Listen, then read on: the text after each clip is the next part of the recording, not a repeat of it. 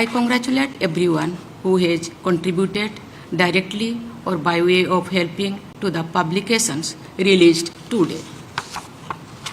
I am happy to note that the Supreme Court of India has been organizing very purposeful activities and events to commemorate the 75th year of its founding.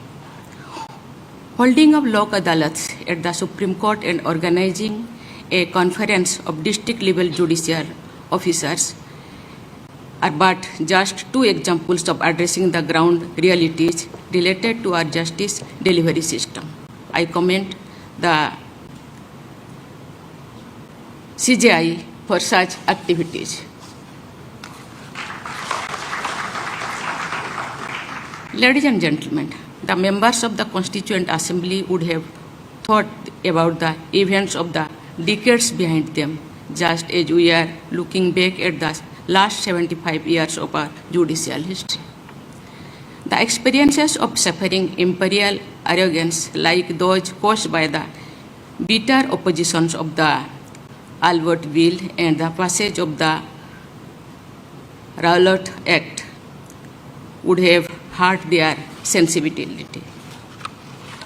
They conceived the judiciary of independent India as an arm of the social revolution which would uphold the ideal of equality, equal justice, and getting rid of the now redundant colonial practices should be the guiding principle for our judiciary.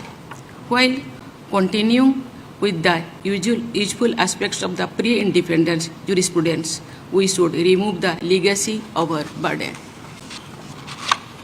As we celebrate the 75th year of the Supreme Court of India, I share the view of those who admire the contribution of the court as the conscience keeper of independent India.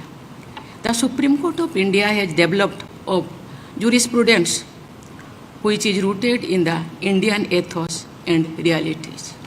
I have been told that the book titled Justice for the Nation, released today, captures the high points of the Supreme Court's journey of 75 years. It describes the impact of the Supreme Court on various aspects of the lives of the people. Our justice delivery system must strengthen our onward march as a just and fair society. I am glad to observe that the report on working of legal aid cells released today is devoted to the legal aid clinics operating in law schools in our country. I understand that such legal aid clinics contribute to imparting holistic legal education to our youth and sensitize them to the needs of the vulnerable segments of our society. The status of under trial prisoners has been an abiding concern for me. I am happy that the report on prison system released today seeks to understand the role of the judiciary in reducing the number of under trial prisoners. I hope that the publications released today will help realize the objectives of pre-legal aid and prison reforms, besides educating the people about the exceptional role played by the Supreme Court in our journey as a republic.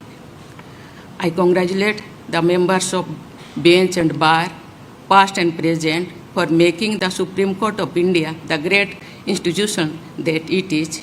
I wish the Apex Court of India a greater future ahead. Thank you. Jai Hind, Jai Bharat.